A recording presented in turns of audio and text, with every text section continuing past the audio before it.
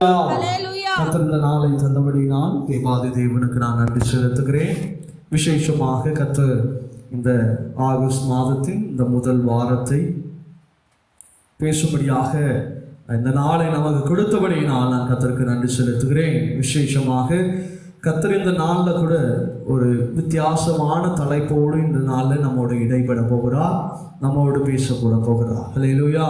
எடுத்து வாசிக்கலாம்.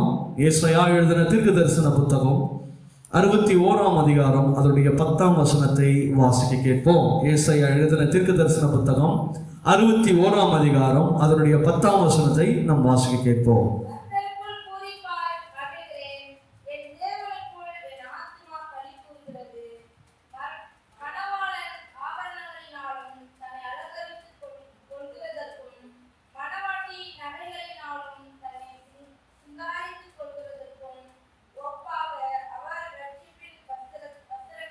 எனக்கு உடுத்தி நீதியின் சால்வைகளை எனக்கு தரிக்கிறார். ஹல்லேலூயா. இந்த நாளிலும் ஆண்டவர் நம்மோடு இடைப்பட ஒவ்வொரு காரியங்கள் என்னவென்று சொன்னால், இந்த வசனத்திற்கு நான் சொல்லுகிறதான நான் வைத்திருக்கிறதான ஒரு தலைப்பு என்னவென்று சொன்னால் அவசியம். நம்முடைய வாழ்க்கைக்கு மிகவும் அவசியமான காரியங்களை நாம் இந்த நாளில் பார்க்க போகிறோம். இந்த அவசியம் அப்படின்னு சொன்னால் நம்முடைய வாழ்க்கைக்கு மிகவும் ஒரு இம்பார்ட்டண்ட்டான காரியம் அப்படின்னு சொல்லுகிறோம். ஹல்லேலூயா.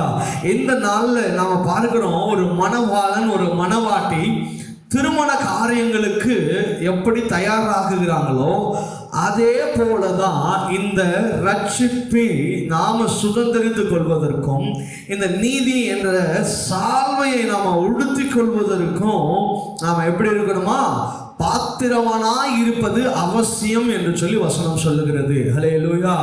அதாவது கிறிஸ்தவர்களுக்கு ஒரு உண்மையான சந்தோஷம், அவசியமான சந்தோஷம் அப்படின்னு சொன்னா அவங்களுடைய வாழ்க்கையில இந்த ரட்சிப்பை பெற்றுக்கொள்வதுதான் அவருடைய உண்மையான சந்தோஷம். ஹல்லேலூயா.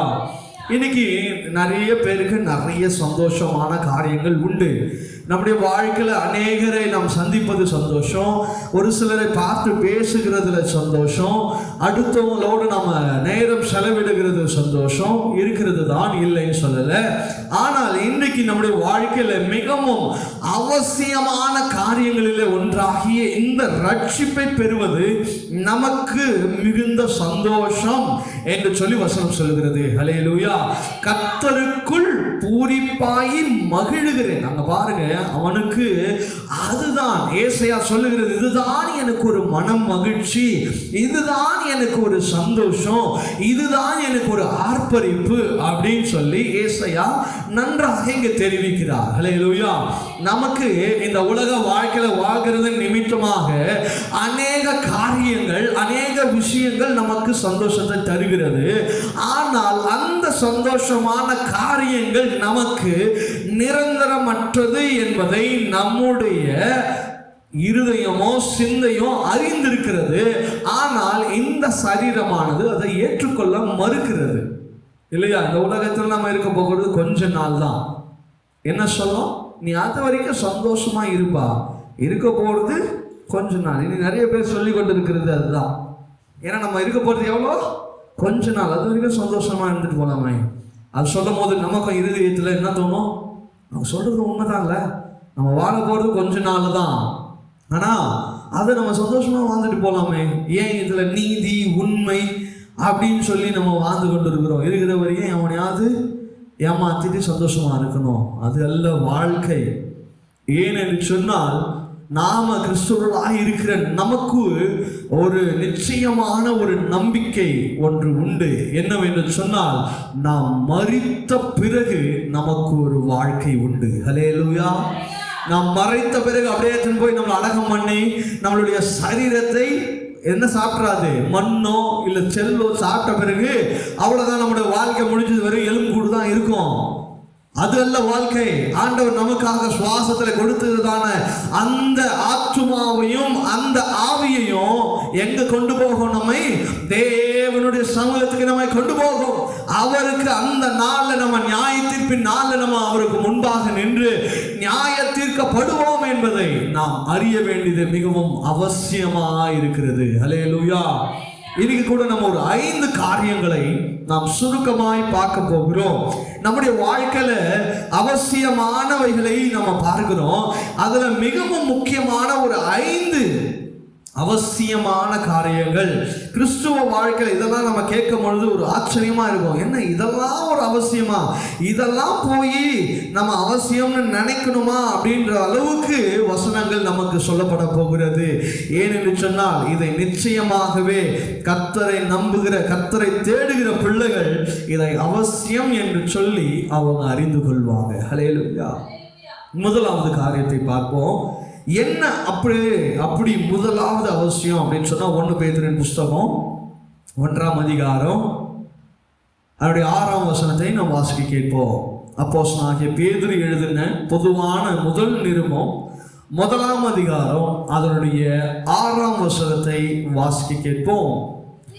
இதிலே நீங்கள் மிகவும் சந்தோஷப்படுகிறீர்கள், என்றாலும் துன்பப்பட வேண்டியது அவசியமானதால் இப்பொழுது கொஞ்ச காலம் பலவிதமான சோதனைகளினாலே துக்கப்படுகிறீர்கள். ஹல்லேலூயா.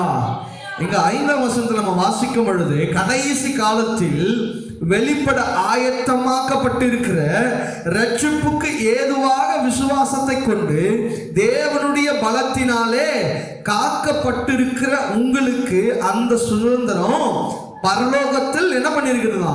வைக்கப்பட்டிருக்கிறது. பரலோகத்தில் வைத்திருக்கிற அந்த பொக்கிஷத்தை நீங்கள் பெற்றுக்கொள்ள வேண்டும் என்று சொன்னால் இங்க வசனம் சொல்லுகிறது, நீங்கள் கொஞ்ச காலம் என்ன பண்ணணுமா?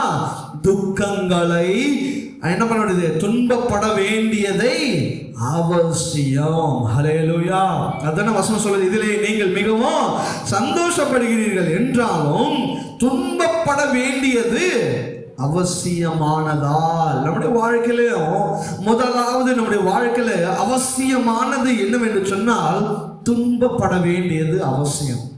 என்னப்பா நான் தான் சொன்னேன்ல, இதெல்லாம் ஒரு கிறிஸ்துவ வாழ்க்கைக்கு அவசியமா? இதை போய் நான் உலகத்துல வாழ்கிறவங்க கிட்ட போய் நான் சொன்னேன்னு வச்சுக்கோங்களேன், அப்பா நீங்கள்லாம் துன்பப்பட வேண்டியது அவசியம்பா அப்படின்னு சொல்லி இந்த உலகத்துல வாழ்கிறவங்க கிட்ட போய் நீங்க சொல்லி பாருங்களேன். இல்லை உங்க வீட்டில் இருக்கிறவங்க, சபைக்கு போகாதவங்க, அப்படி அத்தனை அறியாதவங்க கிட்ட போய் நீங்க துன்பப்பட வேண்டியது அவசியம் இந்த உலகத்துல அப்படின்னு சொன்னீங்கன்னா என்ன பண்ணுவீங்க? என்ன சொல்லுவாங்க?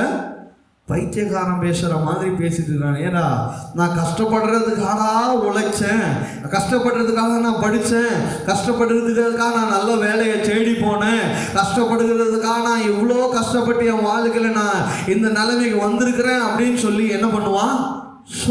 சொல்லுவானா சொல்ல மாட்டானா? ஏன் இன்னைக்கு நிறைய கிறிஸ்தவர்களே எதிர்பார்த்து கொண்டிருக்கிற காரியம் என்னவென்று சொன்னா, என் வாழ்க்கையில எந்த கஷ்டமே வரக்கூடாது பாஸ்டர், அதுக்கு என்ன வழியோ அந்த வழியை என்ன பண்ணுங்க, சொல்லுங்க. கஷ்டமே படாம உங்க வாழ்க்கையில இருக்கணும் அப்படின்னு சொன்னா ஒரே வழி நம்ம செத்து போகிறது தான். நீங்க உங்க மரணத்துக்கு பிறகுதான் உங்களுக்கு துன்பமே இருக்காது. ஹல்லேலூயா. அதுவும் நீங்க பரலோகத்துக்கு போனாதான் இல்லையா? அதுவும் நீங்க பரலோகத்துல போனாதான் உங்களுக்கு துன்பம் கிடையாது, கஷ்டம் கிடையாது, பசி கிடையாது, பட்டினி கிடையாது. ஆனால் நரகத்துக்கு போனீங்கன்னா இங்க பட்டு கொண்டு இருக்கிற துன்பங்களையும் துயரங்களையும் கண்டியும் 1000 மடங்கான காரியங்களை நரகத்துல நம்ம சந்திப்போம். ஹல்லேலூயா. ஹல்லேலூயா. அப்போ நம்முடைய வாழ்க்கையில இந்த கொஞ்ச காலம் வாழும் பொழுது நாம துன்பப்படுகிறது பரவாயில்ல. ஏன்னா நமக்கு ஒரு மேன்மையான காரியத்தை ஆண்டவர் பரலோகத்துல வச்சிருக்கிறார். ஹல்லேலூயா. இந்த உலகத்துல வியாதினால துன்பப்படலாம், குடும்பத்தினால துன்பப்படலாம், பிள்ளைகள்னால துன்பப்படலாம், பெற்றோர்களால துன்பப்படலாம், வேலை நிமித்தமாய் துன்பப்படலாம், உலக மனுஷங்களால துன்பப்படலாம், அநேகரால நீங்க துன்பப்படலாம். கணவன் மனைவினால, மனைவி கணவனாலும் துன்பப்படலாம். ஆனால் நீங்கள் துன்பப்பட வேண்டிய காரியங்கள் என்ன என்பதை நீங்கள் நன்றாய் அறிந்து கொள்ள வேண்டியது அவசியமா இருக்கிறது தேவ பிள்ளைகளே. ஹல்லேலூயா. தேவன் நிமித்தம் நீங்க என்ன பண்ணுங்க? துன்பப்படுகிறது அவசியம். நீ ஏதோ பிரச்சனையில போய் நீ மாட்டிக்கொண்டு நான் துன்பப்படுகிறேன் அப்படின்னு சொல்லி நினைக்கிறதல்ல. தேவன் நிமித்தமாக, தேவனுக்காக உங்க வாழ்க்கையில நீங்க அடைய போகிற அந்த பரலோகத்தின் மேன்மைக்காக நீங்கள் துன்பப்பட வேண்டியது அவசியம்தான். ஹல்லேலூயா, ஹல்லேலூயா. அதே ஏசாயா தீர்க்கதரிசன புத்தகத்துல 61ஆம் அதிகாரம் அதனுடைய 3ஆம் வசனம் இப்படியா சொல்லுகிறது. ஏசாயா எழுதின தீர்க்கதரிசன புத்தகம் 61ஆம் அதிகாரம் அதனுடைய 3ஆம் வசனத்தை வாசிக்க கேட்போம். 61:3. துயரப்பட்டவர்களை சீர்படுத்தவும், அவர்களுக்கு சாம்பலுக்கு பதிலாக சிங்காரத்தையும், துயரத்துக்கு பதிலாக ஆனந்த தைலத்தையும், ஒடுங்கின ஆவிக்கு பதிலாக துதியின் உடையையும் கொடுக்கவும் அவர் என்னை அனுப்பினார். அவர்கள் தம்முடைய மகிமைக்கென்று நாட்டின நீதியின் விருட்சங்களை எல்லாம் என்ன பண்ணுவாங்களா? எண்ணப்படுவார்கள். ஹல்லேலூயா. நீங்க சீயோன்ல என்ன பண்ணுவீங்களா? உங்களுடைய துயரங்கள் எல்லாம் சீர்படுத்தப்படும். நீங்க இங்க சாம்பல்ல புரண்டுட்டு இருக்கீங்க பாருங்க, அங்க உங்களுக்கு என்ன பண்ணப்படுமா? ஆனந்த தைலத்தினால கர்த்தர் உங்களை உடுத்துவிக்கிறார். ஹல்லேலூயா. இந்த உலகத்துல நீ படுகிற பாடுகளை எல்லாம் நீ எண்ணி பார்த்தாலும் நீங்க பரலோகத்தில் அடைய போகிற மேன்மை, இந்த உலகத்துல நீங்க அடைய போகிற துன்பம் 1% கூட கிடையாது. ஹல்லேலூயா, ஹல்லேலூயா. நீங்க நினைச்சுக்கலாம், ஐயோ இதுதான் எனக்கு மலை போன்ற பிரச்சனை. அது அல்ல, நீங்கள் பரலோகத்தில் அடைய போகிற மேன்மையே உண்மையான காரியம் என்பதை அறிந்து கொள்ளுங்க. நேற்று இருந்த பிரச்சனை இன்னைக்கு ஒரு சிலருக்கு இருக்காது இல்லையா? இன்னைக்கு இருக்கிற பிரச்சனை நாளைக்கு இருக்காது. ஆனால் நீங்கள் அடைய போகிற மேன்மை ஒன்று, அது நிரந்தரமானது. ஹல்லேலூயா. நீ இதனால துன்பப்படுகிற, அதனால துன்பப்படுகிறன்னு சொல்லி உங்க வாழ்க்கைய உலகத்தோடு விட்டுறாதீங்க. உலக மேன்மைக்காக வாழ்ந்துடாதீங்க. உலகத்துக்காக நீங்க சந்தோஷத்துக்குள்ள போகிறதுனால உங்களுடைய நீதியின் காரியத்தை இழந்து விடாதீங்க. ஆனால் அதற்கு மாறாக இந்த உலகத்துல தேவனுக்காக நீங்கள் துன்பப்படுவீர்கள் என்று சொன்னா, துன்பத்தை சகிப்பீர்கள் என்று சொன்னா, துன்பத்தை சகித்து கொள்ளுகிறதுல நீங்கள் சந்தோஷப்படுவீர்கள் என்று சொன்னா, நிச்சயமாகவே கர்த்தர் உங்களுக்காக எனக்காக அவர் வச்சிருக்கிற காரியம் மேன்மையான காரியம். ஹல்லேலூயா, ஹல்லேலூயா. 1 பேதுரு புத்தகம் 5ஆம் அதிகாரம் அதனுடைய 10ஆம் வசனம் இப்படியாய் சொல்லுகிறது. 1 பேதுரு புத்தகம் 5ஆம் அதிகாரம் அதனுடைய 10ஆம் வசனம் இப்படியாய் சொல்லுகிறது. கிறிஸ்து இயேசுவுக்குள் நம்மை தமது நித்திய மகிமைக்கு அழைத்தவராய் இருக்கிற சகல கிருபையும் பொருந்திய தேவன் தாமே கொஞ்ச காலம் பாடு அனுபவிக்கிற உங்களை ஸ்திரப்படுத்தி ஸ்திரப்படுத்தி பலப்படுத்தி உங்களை நிலைநிறுத்துவா. ஹல்லேலூயா. இந்த உலகத்தில் நீங்க பாடுபடுறீங்களா, கஷ்டப்படுறீங்களா, எல்லாம் எதுக்குன்னு சொன்னா அந்த பரலோகத்துல உங்களை ஒரு நிலைமையில நிறுத்துறதற்காக. ஹல்லேலூயா. நீங்க இந்த உலகத்துல படுற பாடுகளை நினைச்சு கஷ்டப்படாதீங்க. இந்த உலகத்துல நீங்க கஷ்டப்படுகிற காரியங்கள்லாம் எதுக்கு தெரியுமா? ஆண்டவரை உங்களை என்ன பண்ணுவாரு? ஒரு சந்தோஷத்தின் பாதையில கொண்டு போய் சேர்க்கிறதுக்கு தான். ஹல்லேலூயா. யோவான் எழுதின சுவிசேஷ புத்தகம் 16ஆம் அதிகாரம் 22ஆம் வசனம் இப்படியாய் சொல்லுகிறது. யோவான் எழுதின சுவிசேஷ புத்தகம் 16ஆம் அதிகாரம் அதனுடைய 22ஆம் வசனத்தை நாம் வாசிக்க கேட்போம். அதுபோல நீங்களும் இப்பொழுது துக்கம் அடைந்திருக்கிறீர்கள். நான் மறுபடியும் உங்களுக்கு காண்பேன். அப்பொழுது உங்கள் இருதயம் சந்தோஷப்படும். உங்கள் சந்தோஷத்தை ஒருவனும் உங்களிடத்திலிருந்து எடுத்து போட மாட்டான். ஹல்லேலூயா. ஆண்டவர் சொல்றார், நான் மறுபடியும் வர போகிறேன். இப்போ ஒருவேளை நீ துக்கமுகமா இருக்கலாம், ஆனால் நான் வர போகிறேன். என்னுடைய வருகையில ஒருவனும் நீங்க என்ன பண்ண மாட்டீங்க? துக்கமுகமா இருக்க மாட்டீங்க. உங்க சந்தோஷத்தை ஒருவனும் என்ன பண்ண முடியாது? திருடவே முடியாது. இன்னைக்கு நிறைய பேர் பாருங்க, நான் சந்தோஷமா இருந்தா போதும் இல்லையா, நான் சந்தோஷமா இருந்தா போதும், எவன் கெட்டு போனா எனக்கு என்ன, எவன் கஷ்டப்பட்டான் எனக்கு என்ன. இன்னைக்கு உலகத்துல அப்படிதான். இன்னைக்கு நிறைய ஆக்சிடென்ட் நடக்குது. என்ன எப்படி பார்த்தீங்கன்னா, ட்ரிங்க் அண்ட் டிரைவ். அவன் சந்தோஷத்துக்காக அவன் என்ன பண்ணி பண்றான்? குடிச்சிட்டு வண்டி ஓட்டுறான். எவன் வரான்னு தெரியாது, அவனை என்ன பண்ணிடுறது? அடிச்சு கொண்டு போட்டுறது. அநேகருடைய சந்தோஷத்தை ஒரு மனுஷன் திருந்துகிறான். ஹல்லேலூயா. ஆனால் ஆண்டவர் சொல்றாரு பாருங்க, நான் வரும் நாளிலே ஒருவனும் உங்கள் சந்தோஷத்தை திருடவே முடியாது. ஹல்லேலூயா. அப்படின்னு சொன்னா நான் கொடுக்க போகிற சந்தோஷம் உங்களுக்கு நிரந்தரமானது, நித்தியமானது. ஹல்லேலூயா. ஒருவேளை இந்த உலகத்தில் நீங்க துக்கமா இருக்கிறீங்கன்னு சொன்னா நீங்கள் யோசிக்க வேண்டியது ஒண்ணு, நீங்க செபிக்க வேண்டியது ஒண்ணு, இந்த துக்கமெல்லாம் ஒரு நாள் ஒழிந்து போக போகுது, நான் நித்தியமாய் சந்தோஷமாய் இருக்க போகிறேன். ஹல்லேலூயா. இந்த உலகத்துல கொஞ்ச காலம் இருக்கிற சந்தோஷம் வேணுமா, இல்ல பரலோகத்தில் நித்தியமாய் இருக்கிற சந்தோஷம் வேணுமா என்று சொல்லி யோசிக்கொள்ளுங்க. ஒருவேளை இந்த உலகத்தில் உங்களுக்கு சந்தோஷம் வேணும்னு சொன்னா பரலோகத்தை மறந்து விடுங்கள். ஆனால் இந்த உலகத்துல துக்கத்தை பார்த்தாலும் சரி, கஷ்டப்பட்டாலும் சரி அப்படின்னு சொல்லி நீங்க நினைக்கிறீங்கன்னு சொன்னா கர்த்தர் உங்களுக்கு என்று பரலோகத்தை ஏற்படுத்தி வைத்திருக்கிறார். ஹல்லேலூயா. முதலாவது காரியம், துன்பப்பட வேண்டியது நாம் அவசியம். ஹல்லேலூயா. இப்போ சொல்ல முடியுமா, நான் துக்கப்பட்டாலும் பரவாயில்லன்னு சொல்ல முடியுமா? நான் வியாதிப்பட்டாலும் ஆண்டவருக்கு பரவாயில்லன்னு சொல்லுவீங்களா? ஏன் என்று சொன்னால் எல்லாமே ஒரு மகிமைக்கு தான், எல்லாம் ஒரு காரியத்துக்காக தான் ஆண்டவர் உங்களுக்கு ஏற்படுத்துகிறார். எதையும் ஆண்டவர் காரணம் இல்லாமல் நம்முடைய வாழ்க்கையில செய்யவே மாட்டார். அவர் செய்யவே மாட்டார். காரணம் இல்லாதது உங்க வாழ்க்கையில செய்யவே மாட்டார். ஒரு காரியம் உங்க வாழ்க்கையில வருது, நடக்குது அப்படின்னு சொன்னா ஆண்டவர் ஏதோ ஒரு காரியத்தை அதன் மூலமாய் உங்களுக்கு ஏற்படுத்துவார். ஹல்லேலூயா. இரண்டாவது காரியத்துக்குள்ளாக போவோம். இரண்டாவது நமக்கு எது அவசியம் அப்படின்னு சொன்னா மத்திய எழுதின சுவிசேஷ புத்தகம் 18ஆம் அதிகாரம் அதனுடைய 7ஆம் வசனத்தை நாம் வாசிக்க கேட்போம். மத்திய எழுதின சுவிசேஷ புத்தகம் 18ஆம் அதிகாரம் அதனுடைய 7ஆம் வசனத்தை நாம் வாசிக்க கேட்போம். இடர்களின் நிமித்தம் உலகத்திற்கு ஐயோ, இடரல்கள் வருவது அவசியம், ஆனாலும் எந்த மனுஷனால் இடரல் வருகிறதோ அவனுக்கு ஐயோ. ஹல்லேலூயா. இரண்டாவது, ஒரு மனுஷனுக்கு இடரல் வருகிறது நல்லது. நல்லா புரிஞ்சுக்கோங்க.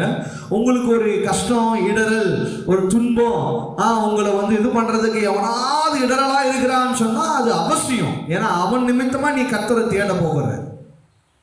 ஒரு மனுஷன் மட்டும் சொல்லிட முடியாது. ஒரு இடரல், ஒரு வியாதியா இருக்கலாம், கடன் பிரச்சனையா இருக்கலாம், உங்க போராட்டமா இருக்கலாம், உங்க துன்பமா இருக்கலாம், துயரமா இருக்கலாம், அதை வேணாலும் இருக்கலாம். ஆனால் ஆண்டவர் சொல்றாரு பாருங்க, அது உங்களுக்கு அவசியம். இடரல் வருவது அவசியம். ஆனால் எவனால அந்த இடரல் வருதோ அவனுக்கு அது ஐயோ. ஒருவேளை உங்களுக்கு இடரல் வந்துச்சு அப்படின்னு சொன்னா நீங்க அதை சந்தோஷமா ஏற்றுக்கொண்டு அதை கடந்து வர்றது பாருங்க. ஆனால் உங்களுக்கு இடரல் உண்டாக்குறதுக்கு ஒரு மனுஷனோ ஒரு மனுஷியோ இருக்கிறாங்க பாருங்க, அவங்களுக்கு ஆண்டவர் சொல்றார், யாரு? ஐயோ அப்படின்னு சொல்றார் இல்லையா? நாம அடுத்தவங்களுக்கு இடரல் உண்டாக்க கூடாதுன்னு சொல்லி ஆண்டவர் நமக்கு திட்டவட்டமாய் சொல்லுகிறார். ஹல்லேலூயா. அப்போ நமக்கு நம்முடைய வாழ்க்கையில ஒரு சில இடரல்கள் வருகிறது அப்படின்னு சொன்னா அது நல்லது, ஏற்றுக்கொள்ளுங்க. ஆண்டவர் ஏதோ ஒரு காரியத்தை செய்ய போகிறார் என்று சொல்லி இன்னைக்கு உங்க சமூகத்துல நான் இன்னைக்கு உட்கார்ந்து பிரசங்கித்து கொண்டிருக்கிறேன், நின்று கொண்டு பிரசங்கித்து கொண்டிருக்கிறேன் என்று சொன்னா என் வாழ்க்கையில ஒரு 1.5 வருஷத்துக்கு முன்னாடி வந்ததான ஒரு இடரல் தான் இன்னைக்கு நான் உங்க முன்னாடி உட்கார்ந்து பிரசங்கம் பண்ணிட்டு இருக்கிறேன். ஹல்லேலூயா. இல்லைன்னா நானும் இன்னைக்கு ஒரு மாச சம்பளத்திற்கு என்ன பண்ணி கொண்டிருப்பேன், வேலைக்கு ஓடிட்டு இருப்பேன். ஆனால் ஆண்டவர் எனக்கு அந்த இடரலை என் வாழ்க்கையில அனுமதிச்சதுனால அதை நான் என்ன பண்ணேன், ஏற்றுக்கொண்டேன் வாழ்க்கையில. ஹல்லேலூயா. அந்த இடரல் நிமித்தமாக ஆண்டவர் எனக்கு சொல்ல வேண்டிய காரியத்தை எனக்கு என்ன பண்ணாரு, சொன்னார். அதே போலதான் உங்களுக்கு ஒரு சில காரியங்கள் வரும், ஆண்டவர் அனுமதிப்பார். அந்த இடரல்களின் நிமித்தமாய் ஆண்டவர் ஒரு சில காரியங்களை உங்களுக்கு என்ன பண்ணுவாரு, கற்றுக் கொடுப்பார். அந்த இடரல்கள்னால ஐயோ இது வந்துருச்சே, இது ஐயோ என் வாழ்க்கையை காலி பண்ணிடுமா, அவ்வளவுதானா, இவங்க வந்துட்டாங்களே அவங்க வந்துட்டாங்களே, இல்ல, அந்த இடரல் நிமித்தமாக தான் கர்த்தர் உங்களை உயர்த்த போகிறார். ஹல்லேலூயா. உங்களுக்கு வந்திருக்கிற அந்த வியாதினால தான் கர்த்தர் உன்னை உயர்த்த போகிறார். ஏன் ஆண்டவர் அந்த வியாதியை உனக்கு அனுமதிச்சிருக்கிறாருன்னு சொன்னா நீ ஆண்டவர் என்ன அதிகமாக தேடணும்னு சொல்லி, ஆண்டவரை இன்னும் அதிகமாக நீ மகிமைப்படுத்தணும்னு சொல்லி, ஆண்டவரை நீ உறுதியா பிடிச்சுக்கணும்னு சொல்லிதான் அந்த வியாதியும் அந்த போராட்டத்தையும் அந்த கடன் பிரச்சனையும் ஒரு மனுஷனையும் வாழ்க்கையில இடரலாக ஏற்படுத்தியிருக்கிறார். ஹல்லேலூயா. அந்த காரியத்தை நீங்கள் நன்றாய் புரிந்து கொள்ள வேண்டியது அவசியம். ஹல்லேலூயா. யாரோ ஒருத்தன் என் வாழ்க்கையில இடரலா இருக்கிறான், ஓகே, ஆனால் நாம யாருடைய வாழ்க்கைக்கு இடரலா இருந்துடக்கூடாது. ஹல்லேலூயா. ஆண்டவர் சொல்றார், ஐயோ அவனுக்கு ஐயோ. ஒருவனால நீங்க இடறிட்டீங்க அப்படின்னு சொன்னா நிச்சயமாகவே அவர்களுடைய வாழ்க்கைக்கு ஆண்டவர் சொல்லுகிறதான காரியம் ஐயோ. நம்ம யாரையும் இடரல் அடையக்கூடாது. உங்களை பார்த்து ஒருத்தரும் இடரல் அடைஞ்சிடக்கூடாது. எப்பா சபைக்கு போறோம், அவங்களே அப்படி இருக்கிறாங்களே, நான் இயேசு அறியாதவன், நான் செஞ்சா என்ன? இது அடுத்தவங்களை இடரல் அடைய செய்யும். ஞாயிற்றுக்கிழமை ஆராதனைக்கு வரணும்னா வரணும், அவங்களே போல நான் ஏன் போடணும்? இன்னைக்கு பிள்ளைகள் சொல்லுகிற காரியம், என் அம்மா போல, என் அப்பா போல, என் தாத்தா போல, என் பாட்டி போல, அவங்களே போல நான் போகாம இருந்தா என்ன அப்படின்னு சொல்லி இன்னைக்கு உங்க பிள்ளைகளுக்கு நீங்களே இடரல் உண்டாக்குறதான காரியங்கள் இருந்திருக்கூடாது. பொய் பேசுகிறதுனால உங்க பிள்ளைகள் பார்த்துக்கொண்டு அதன் நிமித்தமாக உங்களால் நிமித்தம் என்ன பண்ணக்கூடாது? இடரல் அடையக்கூடாது. நீங்க மற்றவர்களுக்கு விரோதமாய் பேசுகிறத பார்த்துட்டு அந்த பிள்ளைகளும் போய் என்ன பண்ண அடுத்தவங்களுக்கு விரோதமாய் பேசக்கூடாது. நீ இன்னைக்கு பேசுற போய் உன் பிள்ளை வெளியில போய் பொய் சொல்லும் பொழுது ஏன் இப்படி பொய் சொல்ற அப்படின்னு சொன்னா, பெரியவங்களாம் பொய் சொல்லாமா?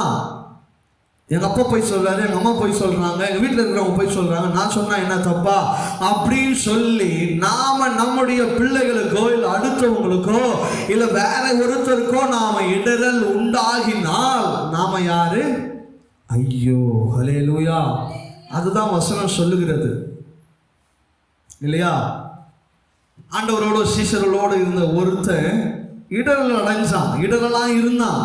ஆனால் அவனுடைய இடரலின் நிமித்தமாக தான் இயேசு கிறிஸ்து சிலுவையில் அறையப்பட்டார். ஹல்லேலூயா.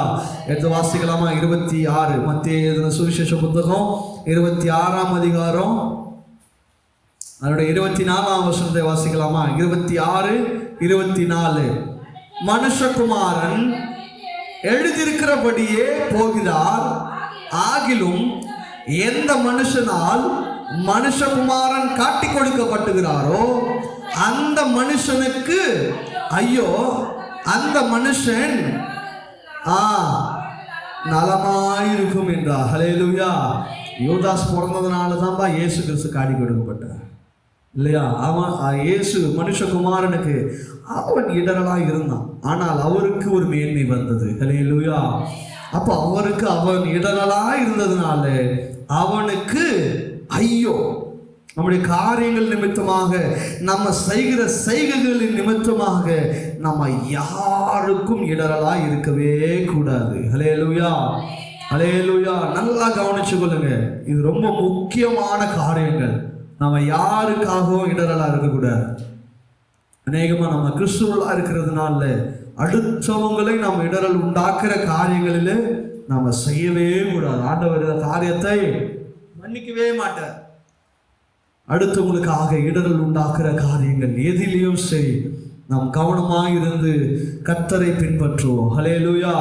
2 பேதுரு புத்தகம் 2ஆம் அதிகாரம் அதனுடைய 2ஆம் வசனம் இப்படியாய் சொல்லுகிறது, அவர்களுடைய கெட்ட நடக்கைகளை அநேகர் என்ன பண்றாங்கன்னா பின்பற்றுவார்கள், அவர்கள் நிமித்தம் சத்திய மார்க்கம் என்ன பண்ணுமா? தூஷிக்கப்படும். ஹல்லேலூயா. அதை கேட்டுக்கொண்டிருக்கிற தேவ பிள்ளைகளே, உங்களுடைய கெட்ட நடக்கைகளினால் அநேகர் அதை என்ன பண்ணுவாங்க? பின்பற்றுவாங்க. உங்க சந்ததி, பின்வரும் சந்ததிகள் நீங்கள் பேசுகிற வார்த்தைகளை பின்பற்றும்.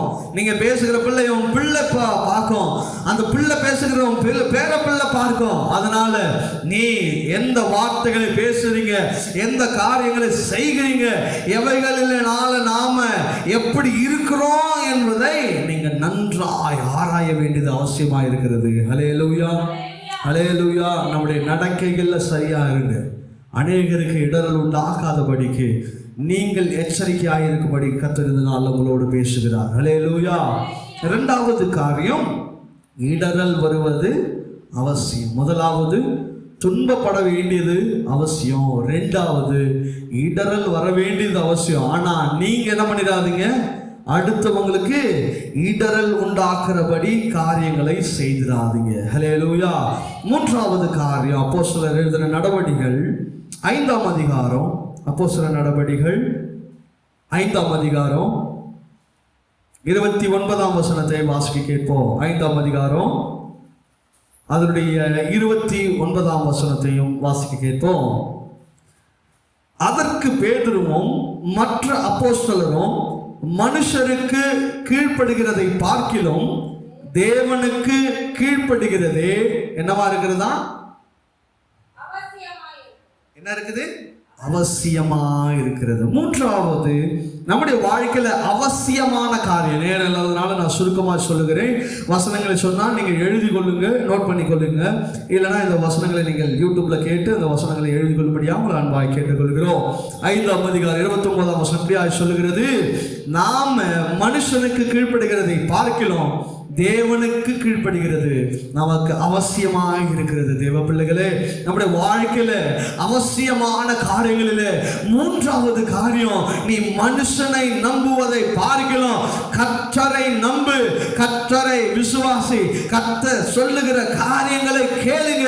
தேவனுக்கு நீங்கள் கீழ்ப்படுகிறது அவசியமான காரியங்களாக இந்த நாளில் நம்ம காணப்பட வேண்டியது அவசியமா இருக்கிறது. தேவ பிள்ளைகளே, இதே அதிகாரத்தில் நம்ம வாசிக்கிறோம். அப்போஸ்தலர் 4ஆம் அதிகாரம் அதனுடைய 19ஆம் வசனம் இப்படியா சொல்லுகிறது, பேதுருவும் யோவானும் அவர்களுக்கு பிரதியுத்தரமாக தேவனுக்கு சேவை கொடுக்கிறதை பார்க்கலாம் நியாயமா இருக்குமோ என்று நீங்களே நிதானித்து பாருங்கள் என்று சொன்னான். அங்க நான் உனக்கு உன் சத்தத்துக்கு செவி கொடுக்கிறது எனக்கு அவசியம் இல்லை, என் தேவனுக்கு நான் அவசியமான காரியங்கள், என் கர்த்தருக்கு செவி கொடுக்கிறது தான் எனக்கு அவசியம். என் வார்த்தை, என் கர்த்தருடைய வார்த்தைக்கு கீழ்ப்படுகிறது தான் எனக்கு முக்கியம். உன் வார்த்தைக்கும் நீ சொல்லுகிற வார்த்தைக்கும் நான் கீழ்ப்பட வேண்டியது அவசியம் மற்றது என்று சொல்லி நேராவே சொல்றான். என்ன சொல்றான்? நேராவே சொல்றான். இன்னைக்கு நிறைய நேரத்தில் நம்ம கீழ்ப்படியாம போகிறதுனால தான் அநேக காரியங்களை நம்ம என்ன பண்ணுறோம்? விழுந்து போகிறோம். ஏன் விழுந்து போகிறோம் அப்படின்னு சொன்னா கீழ்ப்படியாததுனால தான். நீங்க ஆண்டவருக்கு கீழ்ப்படியல அப்படின்னு சொன்னா அநேக நேரத்தில் நம்ம விழுந்து போகிறது, எழுந்துக்கிறதுக்க முடியாத சூழ்நிலை எதனால வருதுன்னு சொன்னா நாம ஆண்டவருக்கு கீழ்ப்படியாம போகிறதுனால தான். நீங்க ஆண்டவருக்கு மாத்திரம் கீழ்ப்படிச்சு பாருங்க, கர்த்தருடைய காரியங்கள் நிச்சயமாகவே அவர் செய்கிற காரியங்கள் மிகவும் வித்தியாசமானவைகள். ஆனால் இந்த கீழ்ப்படிதல் தான் கிறிஸ்துவ ஜீவியத்தில் இன்னைக்கு மிகவும் மோசமான நிலைமையில தள்ளப்பட்டிருக்கிறது. ஹல்லேலூயா. 1 சாமுவேல் புஸ்தகம் 15ஆம் அதிகாரம் 24ஆம் வசனம் இப்படியா சொல்லுகிறது, அப்பொழுது சவுல் சாமுவேலை நோக்கி, நான் கர்த்தருடைய கட்டளைகளையும் உம்முடைய வார்த்தைகளையும் மீறினதினாலே பாவம் செய்தேன், நான் ஜனங்களுக்கு பயந்து அவர்கள் சொல்லை கேட்டேன். ஹல்லேலூயா. இங்க பாருங்க, அவன் பாவம் செய்தது நிமித்தமாக, அவன் மீறுதல் செய்தது நிமித்தமாக, கர்த்தருடைய வார்த்தைக்கு கீழ்ப்படியாம போனதுனால, அங்கே இருக்கிறதான தீர்க்கதரிசிகளுடைய வார்த்தைகளுக்கு அவன் கீழ்ப்படியாமல் போனதுனால சவுல் சொல்றான், நான் பாவம் செய்தேன். என்னைக்கு உங்க வாழ்க்கையில கீழ்ப்படிதல் இல்லாமல் போகுதோ, என்னைக்கு கர்த்தருடைய வார்த்தைக்கு நீங்கள் கீழ்ப்படியாமல் போகிறீங்களோ, முதலாவது காரியம் உங்களுக்குள்ள வருகிறது என்ன தெரியுமா? பாவமான காரியம் தான் உங்களுக்கு வரும். கர்த்தருக்கு நீங்க கீழ்ப்படியாம போகிற மனுஷன் எல்லாமே பாருங்க எங்க போய் விழுவான்னு சொன்னா அவன் பாவத்துல தான் போய் விழுவான். அவனுக்கு முதலாவது என்ன வரும்னு சொன்னா பாவம் தான் வரும். ஆண்டவருக்கு கீழ்ப்படிங்க. உங்க வாழ்க்கையில பாவ கணக்குகளை நீங்க என்ன பண்ணாதீங்க, சேர்த்து கொள்ளாதீங்க. வசனம் அதுதான் சொல்லுகிறது, அவருக்கு கீழ்ப்படிங்க. கீழ்ப்படியாம போனீங்கன்னா பாவம் உங்களை மேற்கொள்ளும் இல்லையா? முதல்ல இருந்தே இதேதான் நடக்குது. ஆதியாகமம் புஸ்தகம் 3ஆம் அதிகாரம் அதனுடைய 17ஆம் வசனம் சொல்லு, பின்பு அவர் ஆதாமை நோக்கி, நீ உன் மனைவியின் வார்த்தைக்கு, பாருங்க அதுதான் ஆண்டவர் எவ்வளவு தெளிவா சொல்றாரு பாருங்க. ஆதாமை பார்த்து, நீ என்ன பண்ணிட்ட? உன் மனைவி, நீ உன் மனைவியின் வார்த்தைக்கு என்ன பண்ணி செவி கொடுத்து புசிக்க வேண்டாம் என்று நான் உனக்கு விலக்கின விருட்சத்தின் கனியை என்ன பண்ண? புசித்தபடியினாலே பூமி உன் நிமித்தம் சபிக்கப்பட்டது. பூமி இன்னைக்கு சாபத்தோடு இருக்கிறது காரணம், அன்னைக்கு ஒரு மனுஷன் என்ன பண்ணிட்டான்? ஆண்டவர் சத்தத்துக்கு செவி கொடுக்காம அவன் மனுஷ சத்தத்துக்கு செவி கொடுத்துட்டான். ஹல்லேலூயா. கேட்டுக்கொண்டிருக்கிற தேவ பிள்ளைகளே, தேவனுக்கு கீழ்ப்படிய வேண்டியது நம்முடைய வாழ்க்கையில் எவ்வளவு அவசியமானது பாருங்க. அங்கே ஆதாம் தன்னுடைய மனைவியினுடைய செவியை அவனுடைய சாய்த்துட்டான். கர்த்தர் அவர் சொல்லிட்டார், கிளியரா சொல்லிட்டாரு, ஆதாமே நீ எதை வேணா சாப்பிடுப்பா, ஆனால் இந்த தோட்டத்துல இந்த விருட்சத்தின் கனியை மட்டும் புசிக்காதன்னு தெளிவா சொல்லியும் அவங்க மனைவி அவங்க சொன்ன வார்த்தைகள், மனுஷன் சொன்ன வார்த்தைகளுக்கு அவன் செவி கொடுத்ததின் நிமித்தமாக அவனுடைய வாழ்க்கையில் அவன் மட்டும் சாபத்தை அனுபவிக்காமல் அவனுக்கு வருகிற பின் சந்ததி எல்லாமே என்னது வருது? பாவத்தினாலதான் வருகிறது. ஹல்லேலூயா. கேட்டுக்கொண்ட தேவ ஜனங்களே, நாம நம்முடைய வாழ்க்கையில தேவனுக்கு கீழ்ப்படிய வேண்டியது மிகவும் அவசியமா இருக்கிறது. அந்த அவசியமற்ற காரியங்களை நீங்கள் செய்வீர்கள் என்று சொன்னால் நிச்சயமாகவே ஆதாம் எப்படி ஆண்டவரை விட்டு பிரிந்து துரத்தப்பட்டானோ, நாமளும் இன்னைக்கு ஆண்டவரை விட்டு பிரிந்து என்ன பண்ணிடுவோம்? துரத்துண்டவர்களாய் மாறிடுவோம். ஹல்லேலூயா. அப்படி இல்லாமல் நாம் ஆண்டவரோடு ஐக்கியப்பட்டிருக்கணும், ஆண்டவரோடு இருக்கணும்னு சொன்னா முதலாவது நீங்கள் தேவனுக்கு கீழ்ப்படிய வேண்டியது அவசியமா இருக்கிறது. ஹல்லேலூயா, ஹல்லேலூயா. நாலாவது காரியம், எஸ்ரா புஸ்தகம் 7ஆம் அதிகாரம் அதனுடைய 20ஆம் வசனத்தை வாசிக்க கேட்போம். எஸ்ராவின் புஸ்தகம் 7ஆம் அதிகாரம்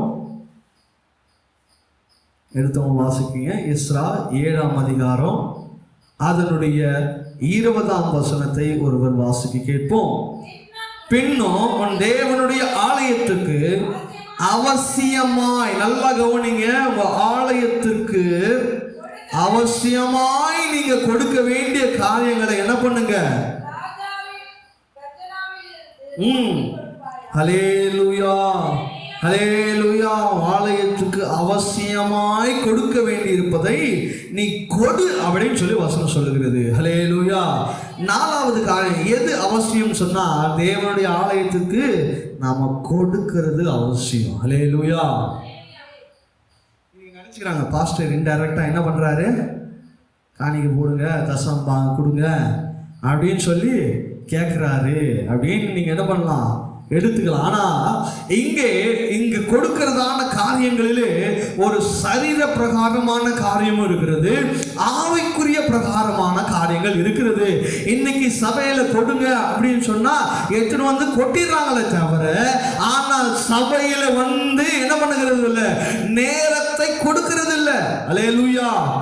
நீங்க ஆண்டவருக்கு வந்து கோடி கோடியா கொடுக்கிறதையும் லட்ச லட்சமா இருந்து கொடுக்கிறதையும் ஆண்டவர் விரும்புவதை காட்டிலும் நீங்க என்ன பண்ணணும், அவருக்காக நீங்க உங்களுடைய நேரத்தை செலவிடுகிறது நீங்கள் ஆண்டவருக்காக கொடுக்கிற மிக விலை உயர்ந்த காணிக்கை என்பதை நீங்கள் நன்றாக உணர்ந்து கொள்ள வேண்டும் தேவ பிள்ளைகளே. ஹல்லேலூயா, ஹல்லேலூயா. நீ கொடுக்காம போயிரு, அது உனக்கும் ஆண்டவருக்கான காரியம். ஆனால் நீ தேவனுக்கு கொடுக்க வேண்டிய உன் நேரத்தை நீ சரியா கொடுக்கணும். ஹல்லேலூயா. நேரம் கொடுக்கிறதுல உண்மையான காரியம் இருக்கணும். 9:30 மணிக்கு சபைனா எத்தனை மணிக்கு இருக்கணும்? 9:29 சபையில இருக்கணும். நீ ஆண்டவருக்கு கொடுக்கிற காரியத்துல சரியா இருக்கணும், கவனமா இருக்கணும், உண்மையா இருக்கணும். ஆண்டவர் உங்ககிட்ட இருந்து அந்த உண்மையை எதிர்பார்க்கிறார். ஒரு சில காரியத்தை ஆண்டவர் நேர்த்தியாய் செய்கிறார் என்று சொன்னால் நாம் ஆராய வேண்டியது அவசியமா இருக்கிறது.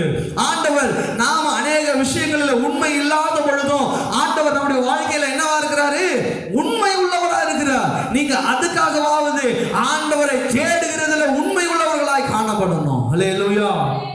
இதுல அநேக வசனங்கள் இருக்கிறது, ஆனா நமக்கு நேரம் இல்லை.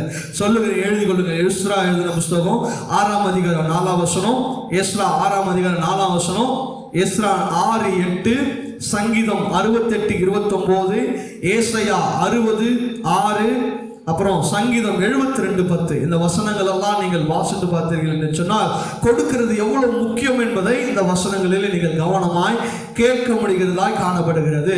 இப்பொழுது நான் உங்களுக்கு சொன்னேன் ஆவிக்குரிய ரீதியில் நீங்கள் எப்படி கொடுக்கணும் அப்படின்னு சொல்லி, அதே போலதான் உங்கள் சரீர பிரகாரமாகவும் நீங்கள் கொடுக்க வேண்டியதுல கவனமாய் இருக்க வேண்டியது அவசியம். கர்த்தருக்கு நீங்கள் கொடுக்கிறதுல உண்மை உள்ளவர்களாய் காணப்பட வேண்டியது தேவ பிள்ளைகளே. நீங்கள் உற்சாகமாய் கொடுங்க. கர்த்தரிடத்துல தேவை உள்ளவர்களை நீங்கள் எதை அர்ப்பணிக்கிறீர்களோ, ஆண்டவரிடத்தில் எதை பொருத்தனை பண்ணுகிறீர்களோ அதை மறவாமல் கொடுங்க. ஹல்லேலூயா. ஒரு சிலர் எக்கச்சக்கமா பொருத்தனை பண்ணிடுறது, இதை செய்யற ஆண்டவரே, அதை பண்ணிடுற ஆண்டவரே, புதிய வருஷத்துல நான் சரியா ஆராதனைக்கு வந்துடுற ஆண்டவரே, நான் ஊழியத்துல பங்கெடுக்கிற ஆண்டவரேன்னு சொல்லி ஆண்டவரத்துல எக்கச்சக்கமா பொருத்தனைகளை பண்ணுகிறது. ஆண்டவரே, என் பிள்ளைய ஊழியத்துக்கு கொடுக்கிற ஆண்டவரே அப்படின்னு சொல்றது. ஆனா அந்த பிள்ளை வளர்ந்து வந்த பிறகு அந்த பிள்ளை பாஸ்டர் கிட்ட, என் பிள்ளைக்கு நல்ல ஒரு வேலையை கொடுக்கணும்னு ஜெபம் பண்ணிங்க பாஸ்டர். அதுக்கு ஆண்டவர் பிள்ளைய கொடுத்தாரு. நீ முட்டை நாள் போட்டு ஜெபம் பண்ணி அழுததை நீ கேட்டார் ஆண்டவர். உன் பிள்ளைய ஊழியத்துக்கு கொடுக்குறேன்னு சொல்லி நீ கேட்ட, அதை கொடுத்தார். ஆனா அந்த பிள்ளைய மறுபடியும் நீ எதுக்கு கொடுக்கணும்? ஊழியத்துக்கு தான் கொடுக்கணும். பாருங்க, கொடுக்கிறதுன்றது இதுல மட்டும் இல்ல. எத்தனை காணிக்கப்படி ஃபுல்லா கொட்டுறது இல்ல. நீங்கள் கொடுக்க வேண்டியது எவைகளோ அவைகளில் நீங்கள் உண்மை உள்ளவர்களாக இருக்கணும். ஹல்லேலூயா. இன்னைக்கு இது நிமித்தமா என்னுடைய வாழ்க்கையில என்ன நடக்குது தெரியுமா? இன்னைக்கு நிறைய பேருக்கு பொருளாதார தடைகள் காருகிறதுக்கு என்ன தெரியுமா? நீங்கள் உண்மையாய் கொடுக்காததுனால்தான். நீங்க எதை செய்யாத இருக்கிறீர்களோ அதெல்லாம் யோசித்து பாருங்க. ஆண்டவருக்கு கொடுக்க வேண்டிய விஷயங்களில் நீங்கள் எதை ஆண்டவர்கிட்ட பொருத்தனை பண்ணிருக்கிறீங்களோ அதெல்லாம் ஆண்டவருடைய காரியத்துல கொண்டு வந்து கொடுக்கணும். இன்னைக்கு வியாதி வருதுன்னா எதுக்கு? ஆண்டவருடைய கரத்துல உங்க சரீரத்தை ஆண்டவருக்காக நீங்க ஒப்பு கொடுத்திருப்பீங்க. ஆனால் நீங்க என்ன பண்ணுகிறது இல்ல, அதற்கு உங்களுக்கு ஒப்பு கொடுக்கிறது இல்ல, உலகத்தின் காரியங்களுக்கு உங்களுக்கு ஒப்பு கொடுக்குறீங்க. வியாதி வருது, போராட்டம் வருது, இடர்கள் வருது, என்ன வருது? குடும்பத்துல பொத்த பை, எவ்வளவு சம்பாதிச்சாலும் என்ன பண்றது இல்ல, கையில நிக்கிறது இல்ல, வருமானத்துல ஒரு சந்தோஷம் இல்ல, வெறுமை, வறட்சி. இதெல்லாம் ஏன் வருதுன்னு சொன்னா நீ கொடுக்க வேண்டிய காரியத்துல சரியா கொடுக்கலன்னு அர்த்தம். உன் ஆவிக்குரிய சரி காரியத்திலும் சரி, உன் பொருளாதார காரியத்திலும் சரி, நீ ஆண்டவருக்காக எதை கொடுக்கணும்னு சொல்லி பொருத்தனை பண்ணியிருந்தாலும் சரி, ஆண்டவருக்காக நீங்க செய்ய வேண்டிய காரியங்களில் அதை நீங்கள் உண்மையாய் செய்யணும். ஹல்லேலூயா. இதுவரையும் நான் கொடுங்கன்னு சொல்லி தெரியும் எங்கேயும் பிரசங்கம் பண்ணதே கிடையாது. ஹல்லேலூயா, ஹல்லேலூயா. நீங்க ஆசீர்வதிக்கப்படணும்னா கொடுங்க, இல்லையா? நீங்க எப்படி பொருளாதாரத்தில் ஆசீர்வதிக்கப்படுவீங்கன்னு சொன்னா நீங்க ஆண்டவருக்காக கொடுக்கும் பொழுதுதான் ஆண்டவர் உங்களை ஆசீர்வதிப்பார். ஹல்லேலூயா. இன்னைக்கு அதுதான் ஆண்டவர் எதிர்பார்க்கிற காரியங்கள். ஆண்டவருக்கு கொடுங்க, உங்க நேரத்தை கொடுங்க, சபையில ஆண்டவருக்காக ஜெபம் பண்ணுங்க, வேதம் வாசிங்க, ஊழியத்துல பங்கெடுங்க, பொருத்தனை பண்ணதெல்லாம் ஆண்டவர் சமூகத்துல கொண்டு ஆண்டவருக்காக காணிக்கை செலுத்துங்க. எவைகளை ஆண்டவருக்காக நீங்கள் ஆண்டவருக்காக பொருத்தனை பண்ணினீர்களோ அவைகள் எல்லாம் ஆண்டவருக்காக செய்யுங்க. ஆண்டவரே, 1 மணி நேரமா ஜெபம் பண்றேன்னா ஜெபம் பண்ணுங்க. இந்த வருஷத்துக்குள்ள நான் பைபிள் வாசித்து முடிப்பேன்னு சொல்லி பொருத்தனை பண்ணீங்கன்னா அதை பொருத்தனை பண்ணி முடிங்க. அப்பொழுது உங்கள் ஆசீர்வாதங்கள் உங்களை தேடி வரும். ஹல்லேலூயா. தேவனுடைய ஆலயத்துக்கு கொடுக்க வேண்டியது நமக்கு அவசியமாயிருக்கிறது. ஹல்லேலூயா. கடைசி 5வது காரியம், யூதாவின் புஸ்தகம் அதனுடைய 3ஆம் வசனத்தை வாசிக்க கேட்போம். அதில் ஒரே அதிகாரம் தான் இருக்கிறது. யூதாவின் புஸ்தகம் வெளிப்படுத்தலுக்கு முன்னாடி இருக்கும் அந்த புஸ்தகம். யூதாவின் புஸ்தகம் அதனுடைய 3ஆம் வசனத்தை நான் வாசிக்கிறேன். பிரியமானவர்களே, பொதுவான ரட்சிப்பை குறித்து உங்களுக்கு எழுதும்படி நான் மிகவும் கருத்துள்ளவனாய் இருக்கையில் பரிசுத்தவான்களுக்கு ஒரு விசை ஒப்பு கொடுக்கப்பட்ட விசுவாசத்திற்காக நீங்கள் தைரியமாய் போராட வேண்டும் என்று உங்களுக்கு எழுதி உணர்த்துவது எனக்கு அவசியமாய் கண்டது. ஹல்லேலூயா. கடைசி 5வது காலம், ஒரு விசை நீங்கள் ஒப்பு கொடுக்கப்பட்ட விசுவாசத்திற்காக தைரியமாய் நீங்கள் போராட வேண்டும். ஹல்லேலூயா. எந்த காரியத்தை தேவ சமூகத்தில் நீங்கள் ஒப்பு கொடுத்திருக்கிறீங்களோ அந்த காரியங்களுக்காக தைரியமாய் போராடுங்க. அதுதான் தேவன் உங்களிடத்திலிருந்து எதிர்பார்க்கிறவராக இருக்கிறார். 1 தீமோத்தேயு புஸ்தகம் 6ஆம் அதிகாரம் அதனுடைய 20ஆம் வசனம் இப்படியாய் மன்னிக்கணும். 1 தீமோத்தேயு புஸ்தகம் 6ஆம் அதிகாரம் அதனுடைய 12ஆம் வசனம் இப்படியாய் சொல்லுகிறது, விசுவாசத்தின் நல்ல போராட்டத்தை போராடு, நித்திய ஜீவனை பற்றிக்கொள், அதற்காகவே நீங்கள் அழைக்கப்பட்டாய். அநேக சாட்சிகளுக்கு முன்பாக நல்ல அறிக்கை பண்ணுகிறவளுமாய் இருக்கிறாய். ஹல்லேலூயா. விசுவாசத்தினால நீங்க நல்ல போராட்டத்தை போடுங்க. கர்த்தருக்காக நீங்க நல்ல விஷயங்களை செய்யுங்க. ஆண்டவருக்காக செய்கிற விஷயங்களிலே நீங்க நல்ல விசுவாசத்தோடு நீங்க போராட வேண்டியது மிகவும் அவசியமா இருக்கிறது. அதிலே 2 தீமோத்தேயு புத்தகம் 1ஆம் அதிகாரம் அதனுடைய 13ஆம் வசனம் சொல்லுகிறது. 2 தீமோத்தேயு புத்தகம் 1ஆம் அதிகாரம் அதனுடைய 13ஆம் வசனம் சொல்லுகிறது, நீ கிறிஸ்து இயேசுவை பற்றும் விசுவாசத்தோடும் அன்போடும் என்னிடத்தில் கேட்டிருக்கிற ஆரோக்கியமான வசனங்களை, சட்டத்தை கை கொண்டிரு. வசனத்துக்காக போராடுங்க. வசனம் என்ன சொல்லுகிறதோ அதற்காக நீங்க போராடுங்க. உங்க வாழ்க்கையில வசனத்தை மீறுகிறதற்கு ஒரு சில காரியங்கள் உங்களை செய்கிறதற்கு தூண்டுகிறதா, அவைகள்ல நீங்க போராடி அதில் ஜெயிக்கணும். அது போராடுதேன்னு சொல்லி நம்ம விட்டுறக்கூடாது. சத்திய வசனங்கள் நமக்கு என்ன கற்றுத் தருகிறதோ அதுல நீங்க உண்மையாய் போராடுங்க. பொய் சொல்லாதன்னு சொல்லுதா, பொய் பேசுகிற மாதிரி சூழ்நிலை வருதா, பொய் பேசாத. திருடுகிற மாதிரி சூழ்நிலை வருதா, அந்த நிலையில நீங்க திருடாதீங்க. அடுத்து விரோதமாய் பேசணும்னு சூழ்நிலை வருதா, அதை செய்யாதீங்க. அதுக்காக தேவ சமூகத்தில் உட்கார்ந்து போராடுங்க. அதுதான் ஆண்டவர் உங்களுக்காக கொடுக்கப்பட்டிருக்கிற காரியம். 2 பேதுருவின் புத்தகம் அதனுடைய 1ஆம் அதிகாரம் 12ஆம் வசனம் இப்படியா சொல்லுகிறது, இது நிமித்தம் இவைகளை நீங்கள் அறிந்தும் நீங்கள் இப்பொழுது அறியாதிருக்கிற சத்தியத்தில் உறுதிப்பட்டிருக்கிறதும் உங்களுக்கு இவைகளை எப்பொழுதும் நினைப்பூட்ட நான் அசதியாகிறேன். எப்பொழுதும் நீங்க கவனமாயிருங்க. எப்பொழுதும் எல்லா விஷயத்திலும் கவனமாயிருங்கன்னு சொல்லி நான் சொல்லுகிறது எப்பொழுதும் நான் அசதியா இருக்க மாட்டேன்னு சொல்லி பவுல் சொல்லுகிறார். ஹல்லேலூயா, ஹல்லேலூயா. இந்த வார்த்தைகளை கேட்டுக்கொண்டிருக்கிற தேவ பிள்ளைகளே, கர்த்தருக்காக வாழ்கிற வாழ்க்கையில நீங்கள் போராட வேண்டிய விஷயங்கள்ல போராட வேண்டியது அவசியம். ஹல்லேலூயா.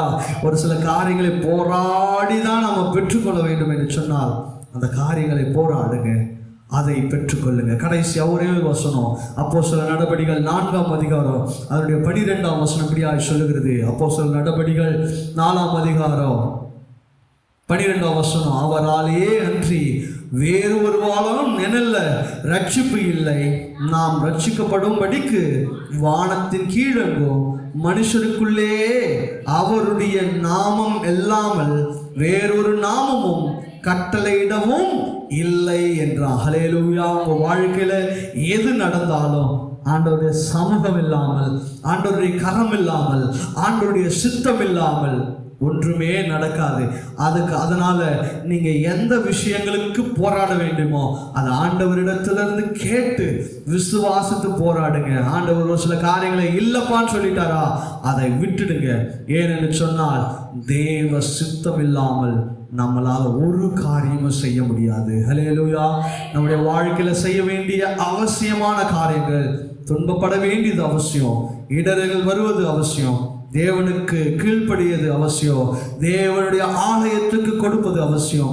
ஒரு விசை ஒப்புவிக்கப்பட்ட விசுவாசத்துக்காக தைரியமாக போராட வேண்டியது அவசியம். நம்முடைய வாழ்க்கையில எவ்வளோ அவசியம் உண்டு, ஆனாலும் நாம் தெரிந்து கொள்ள வேண்டிய அவசியம் இது ஒன்றே. இந்த அவசியத்துக்காக நாம் வாழ்வோம்.